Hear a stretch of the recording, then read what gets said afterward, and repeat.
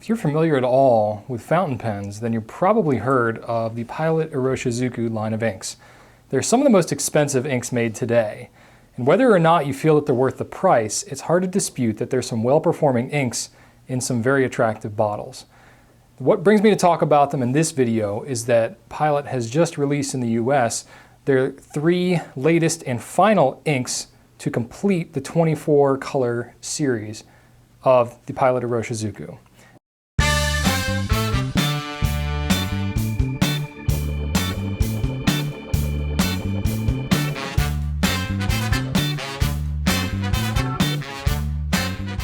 Hi, it's Brian Goulet of the Goulet Pen Company and Ink Nouveau, and I'm kind of a fan of the Pilot Iroshizukus.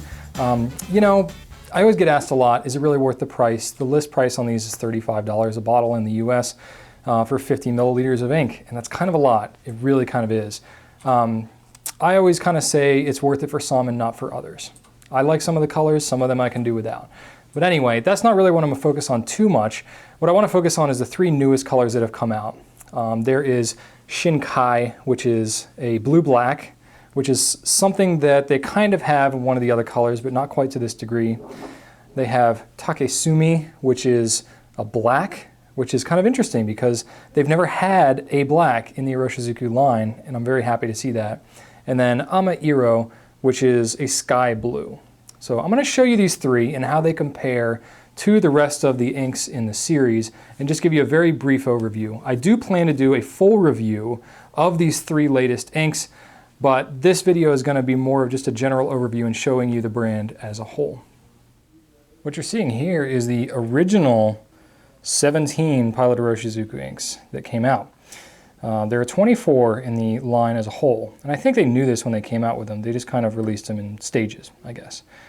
Pretty decent palettes, not too bad. It was around for a couple of years, but you'll notice there's no black, and really not a whole lot of just dark colors in general. I do like the palette.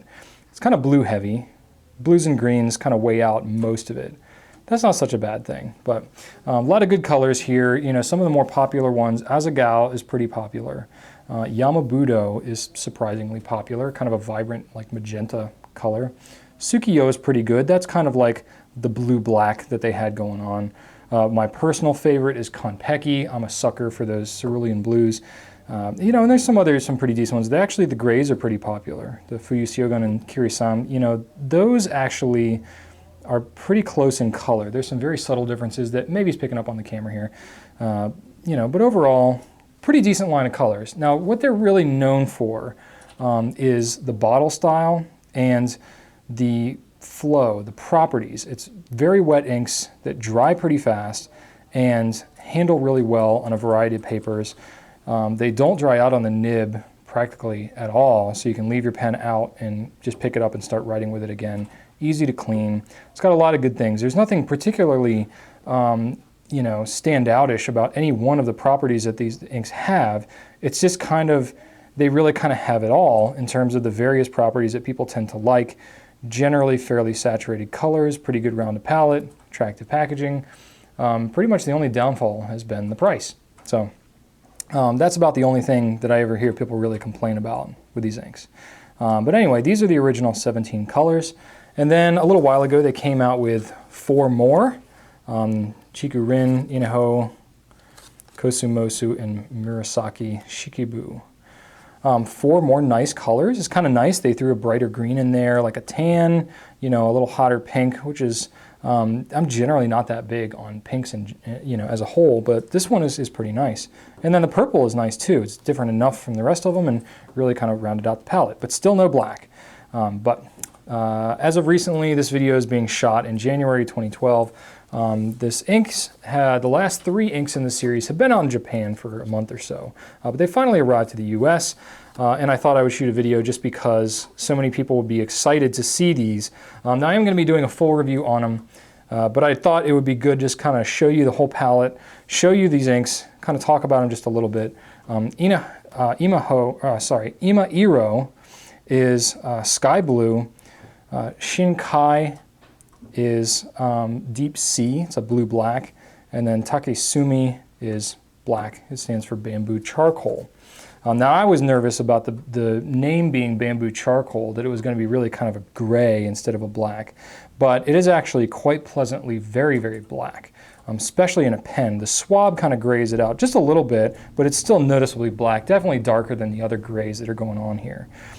Shin-kai is nice. It's definitely a different color than Tsuki-yo. Tsuki-yo is a very blue-heavy blue-black, and it kind of makes Tsuki-yo not look quite as blue-black. It's more of a navy color. Shin-kai is more of a true blue-black, and when you put it on real heavy, you almost get a little bit of a sheen too. It's got good shading, really interesting color that I think people are going to enjoy. Ama-iro is a brighter blue than everything else that's being offered. So if you like sky blues, it's more like a Sailor Gentle Sky High type color. You know, it's brighter than all the other blues that are going on here. They are still kind of very blue heavy, and you know, obviously coming out with 2 blues right at the end is going to keep the palette blue heavy, but that's okay because I really like blues, and blue's a very popular ink color. So anyway, this is the whole series. I thought you might enjoy seeing all of them kind of at a glance like this. The bottles, if you've never seen them, are quite attractive. Of course, I just showed them to you a second ago, but whatever. Shinkai, here it is. It's got this little string doodad on here. I don't know, it's like a little scarf for the bottle. I don't know, it's kind of nice. It doesn't really serve any functional purpose, but without it, it just doesn't look quite as nice. So it's got this little string. I kind of like it. The cool thing about these bottles, aside from the fact that it just looks impressive and it's the kind of thing that it looks substantial, it's a heavy glass on the bottom, the whole thing is really quite heavy. It's got a nice, good size opening here on the cap. I don't want to spill any ink on my swabs, but there's the opening. Very good size. You can fit any pen inside here. And then one of the coolest things about it, aside from the aesthetic stuff, is it's got a functional purpose to this design as well. It's got a little dip down here in the bottom so that as the ink level drops down in your bottle, you're still able to stick your nib down into there and fill your pen even as the ink level gets fairly low in the bottle. So very nice. So there's Shinkai, here's Take-sumi, and then Ama-iro. So there you have it. This is the completion of the Iroshizuku line. This is all that they're going to have that I'm aware of, and I'm pretty happy with it. I will be doing, you know, the full review, like I said. The one thing that I did notice about these 3 inks is the dry time tends to be a little bit longer than most of the other colors. You know, it's not that it's longer than normal. It's more just like conventional inks. They are kind of more saturated colors, especially Shinkai and Take-sumi. So that is undoubtedly part of it, but the flow is still incredible. It's still just, you know, it comes out of the nib just effortlessly. But if you're a fan of the Iroshizuku inks, or not, I'd love to hear what you think. Just leave me a comment and we can chat about it. Thanks so much for spending time with me today, and right on.